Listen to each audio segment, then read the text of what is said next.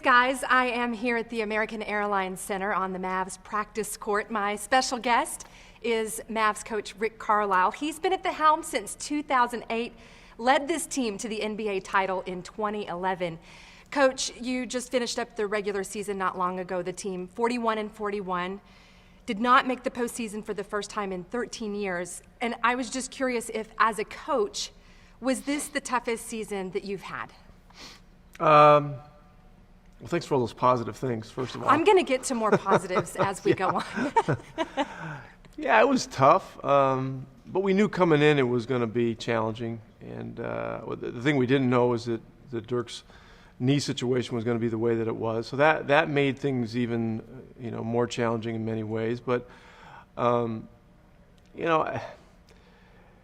10 below 500 in January. And it was, it was brutal at that point in time, but everybody hung in. We had this goal to get back above 500, or at least even, at 500. And we had a couple of attempts at it in the last week of the season. We failed one time, then we finally got there, to end the year. So, in a way, it was a bit of a positive ending. But we don't play to be 500 or to try to just make the playoffs. We're trying to win championships here. This season, I think, was kind of it was kind of a stepping stone to this coming summer and kind of next year. And we've got to make some ground with our roster. We're going to be involved in free agency heavily. And we're going to be very aggressive, so we'll see what happens. But there were some positives out of this year. Dirk came through it healthy in the end and was playing great, and those are great things, sort of pointing toward next year. But we know we got to do better. Well, I wanted to ask you about the 500 beards. Some of the guys, a majority of the guys on the team, had decided to just let their beards grow until they reached the 500 mark again. And it seemed like some people took exception to it, which I found a little strange. I thought it was a great idea to try and stay in it and motivated and just pick something to keep you moving forward. What did you think about what they were doing? Did you like it? Did you not like it? Yeah, I mean, it's the guys that committed to it were committed to it. And really, there were only about 3 or 4 guys that did it. I mean, Vince Carter did it, Dirk did it, Mayo did it, Kaman did it, and then, I don't know, was there one other guy? I don't know. I don't even know. I mean, there's 4 guys, But the fact that Dirk did it was a big deal. And Vince is, Dirk and Vince were probably our 2 best players, and Mayo was a starter. So, that thing got attention. And, of course, Kaman was a starter too. So, I thought it was good. Those guys stuck with it. And when we won that game in New Orleans, I mean, Dirk was back in the locker room with that portable clipper thing, and he was getting rid of that thing, within minutes. Right. He just, and it was a, it was a real goal these guys had, and they set that goal when we were 7 or 8 below 500. And if you think about it, we're sort of in the latter stages of the season. If you're 7 or 8 under, getting back to 500 is, you have to win 8 in a row to get to 500 if you're 8 below. And you win a couple, then you lose one, and then anytime you lose a game, it takes 2 more to get one above. So you're always kind of up against that exponential loss thing. And so it was a feat in many ways if you consider the timing of it and, the diminishing number of games, at that point. So it was good that they could shave. I mean, I think we all kind of walked away from the season feeling good about that. You talk a lot about execution. A lot of coaches in any sport talk about execution. And I was curious what your philosophy is post-game. If something hasn't gone how you wanted it, you'll say there was a lack of execution. Is that something that is on the players? Is it on the coach? Or is it a little bit of both? You mean like that night you asked me, what do you think about your team's execution? And I said, I'm in favor of it? Yes. Yeah, no, that's an old joke. I know. I think it starts with the coach. So I'm always probably over accountable for things. But I really believe that it's my job to get these guys to have a vision, to have responsibility and to be able to execute their job within our system. And so, I'm vigilant about making myself accountable, because if I don't make myself accountable, how can I expect these guys to stand up and take the blame when things aren't going good? And so, I always believe it starts with me, and and then it kind of trickles to the best players and on down. So I'm always recruiting those guys into my way of thinking, and it's important that those guys are, they co-sign with what I'm saying, because that brings more validity to it. You guys have the 13th pick coming up in the draft. Team president Donnie Nelson has already said, well, we might use it, or we might use it as an asset. If they came to you and said, listen, it's totally up to you, what do you feel is the bigger need? We'll use the 13th pick. Is there a direction that you would like to see this team go with that pick?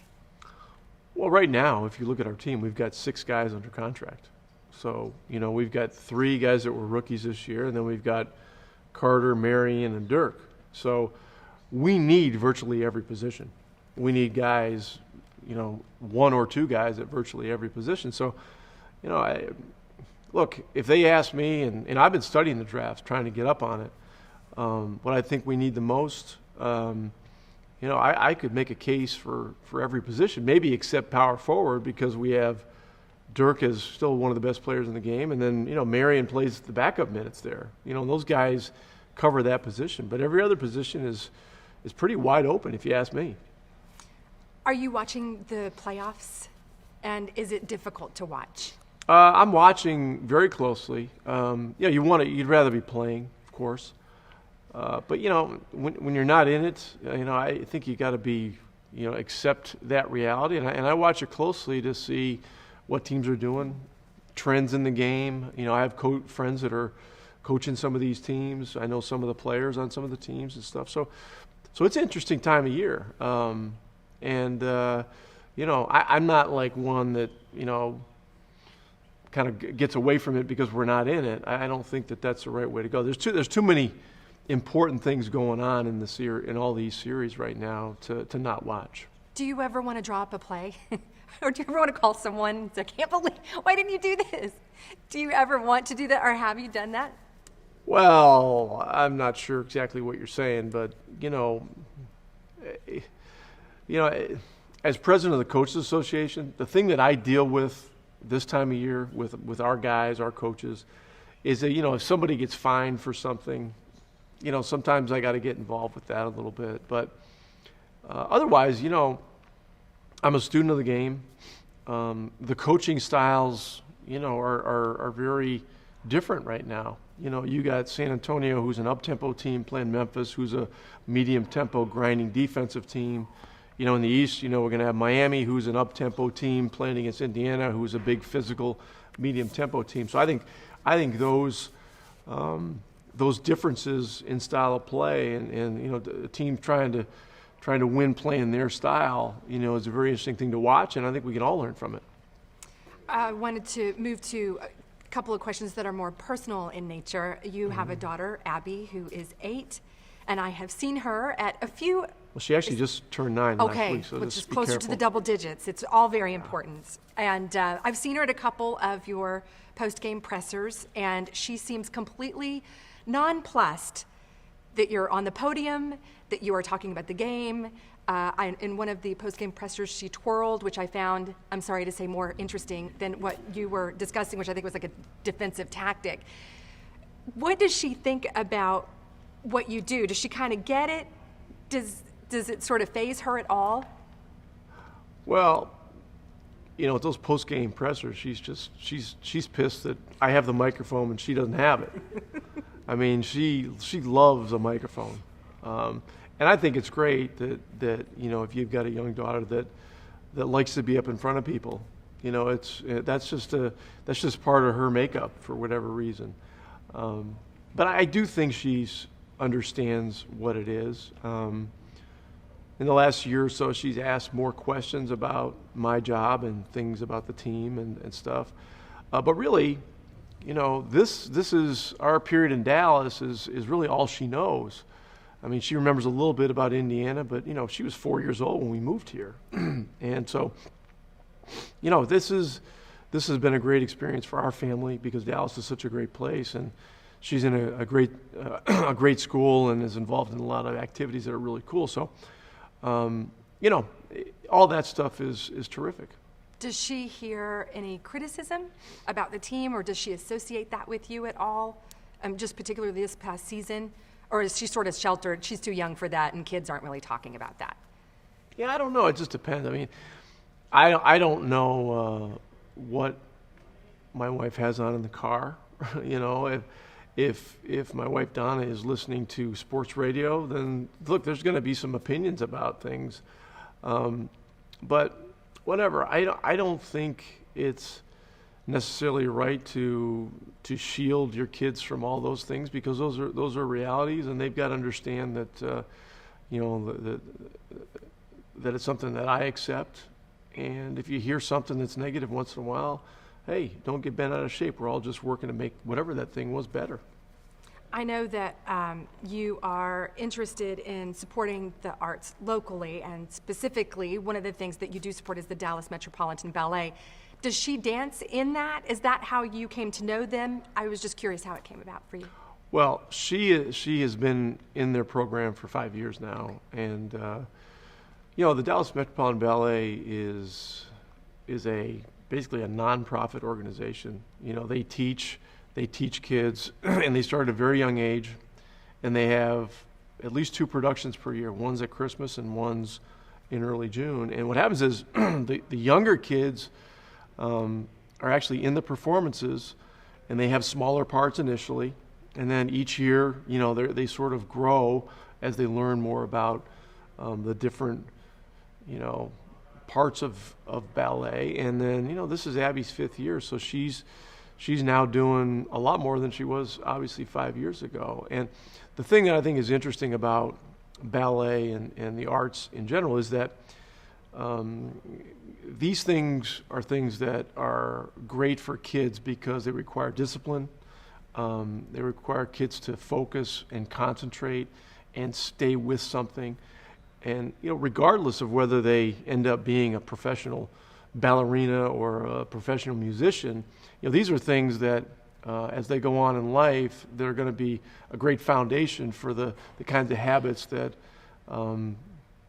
make you successful in any endeavor you do. So we're big believers in it. I'm a novice piano player, as you probably know, and during the lockout, I did some music workshops at some schools, which was great for me because it forced me to practice, and get in a mode where I could go and not embarrass myself. And so I think one of my philosophies on not just being here with the Mavericks, but life in general, is you always want to try to get better at what you're doing. And so when we can find things to challenge ourselves, that's really good. And so that's why I'm a big supporter of the arts. And the Dallas Metropolitan Ballet, they operate on a deficit. So they have to rent McFarland Hall for all these performances, and it's money raised from fundraisers, teas, things like that then ends up paying the difference. And so I try to help out however I can,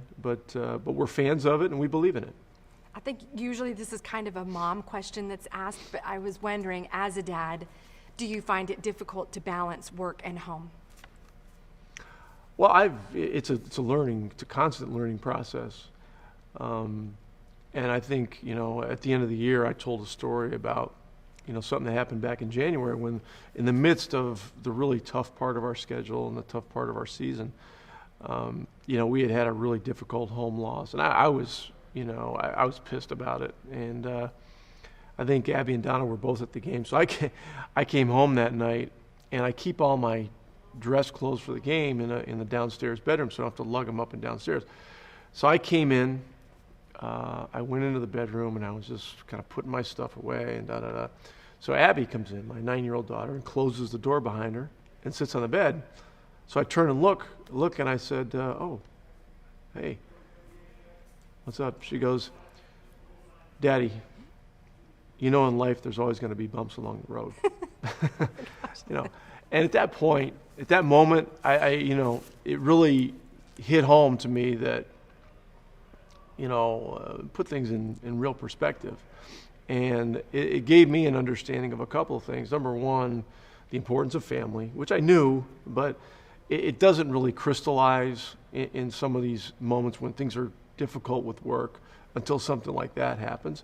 And it also gave me a little different outlook on our team. We're a young team. We're having our struggles. Our guys need leadership and they need consistency, and I've got to make sure my attitude is right. So, I was fortunate that my 9-year-old daughter kind of set me straight that night. I hear a lot of parents talk about guilt, no matter where they're from or how many kids or what they're doing. So do you ever feel guilty about the travel or the hours that you're putting in? Well, I don't, because, I have constantly educated my wife and family about what this is all about. There are some great advantages to what I do. It's really cool when things are going good. But we've kind of immersed ourselves in this lifestyle now, and it's cool because anytime I'm about to go on a road trip, I always talk to Abby about taking care of Mom while Dad's on the road, and we kind of have this deal that we do, and she just understands. And when I'm gone, her and her mom have a great relationship, and so they get along just fine. And the time away is difficult, but it really just makes you appreciate family and those things even more. And so in a way, it's kind of a positive. Do you have summer plans, or is it all work, all Mavs, or do you have fun stuff mixed in as well? Well, there's some fun stuff. I mean, this summer's going to be busy with free agency and trying to rebuild, a championship team. But in the summer, our residence is in South Carolina, and so we're there. And I travel out of there to do team things. But it's been a good place for us to go because it gets us away from the NBA, for 2 or 3 months or whatever it is. On the one hand, and we have a lot of good friends down there. And then when we come back, it's boom, she's right back at school, and we're right back into things. But I expect this summer to be extremely busy. We got young players that we're in the process of working with to get better, and we're excited about the possibilities. Would you like to predict an NBA championship coming up for this coming season? Well, that's how we operate. I mean, that's our constant goal. And as Mark says, there's one champion and there's 29 teams tied for last. And so, the last couple of years we've been tied for last, and we're working to get back on top of the mountain. That is Webster's Take. Be sure and check out websterstake.com. My special guest today has been Mavs coach Rick Carlisle. Coach, thank you so much for joining us. My pleasure. And guys, this is the Drew Pearson Show, and I will send it back to you.